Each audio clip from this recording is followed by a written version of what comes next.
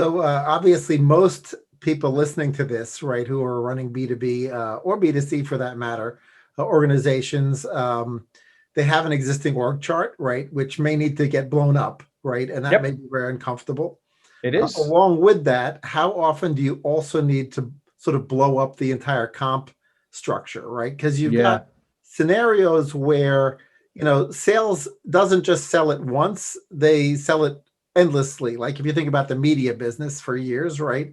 It's like, every insertion order was a new sale, right? Nothing ever became a house account. And so right. it never really moved to RevOps. Like there was really like RevOps and sales, there was no differentiation, right? You had the Yep. hunter, but the hunter was also the farmer, right? And it's like, well, wait a minute, like, shouldn't we like think about this differently? There's people we already know, people we've gotten, annuity revenue from for 16 years. Like, do we really need the same salesperson for that versus the person we never talked to before? Right. And so it sounds like you sometimes have to blow up a lot at the same Do time, right? it's true. And I think, look, I'm a bit of a, intentionally with what I'm trying to do, I'm intentionally a bit of a bull in a china shop, because I do think that these older, let's call them legacy operating models are they're not working anymore. I think we all know that, right? You get these SDR groups, right? And they have ABM is a big part of things now. And all these things are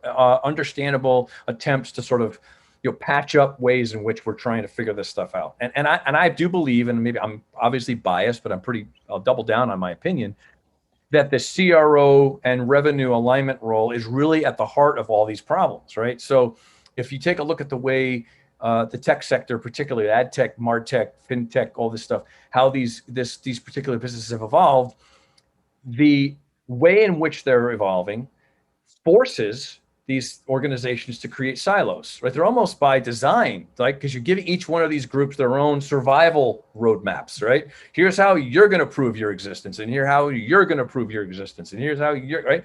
So that alone is going to drive these things apart, because now I want to know that my contribution to the outcome is going to be credited.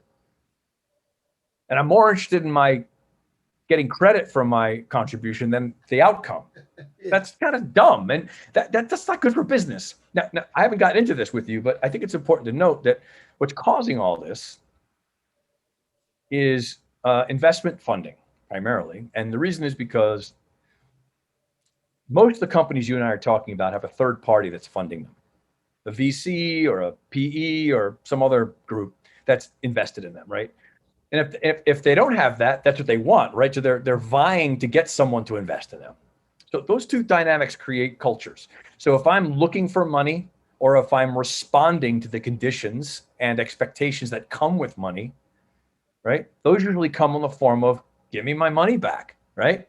Make my money back, or make me feel good about my investment. And so the CEO is beholden to the board who's responsible for that entity, who's doubling down on that expectation. That's where the top-down sales projections come from, always, right? I don't care how bottoms up they may be. It's not true. And everyone knows this. And so already I'm a CEO. So you tell me, if you're a CEO of a company today and you just got a $10 million round, and there's expectations that come with that round in terms of projections and in terms of, customer acquisition numbers, et cetera, profitability, et cetera. If I'm going to hire a chief revenue officer, my natural inclination is to make sure that chief revenue officer sells, because that's going to fulfill on my biggest concern, which is to make these guys happy. But you already heard me say, and I think you agree, that that's not good for the business, because the customers lose, because the focus isn't on them. It's on serving these guys, not the customers.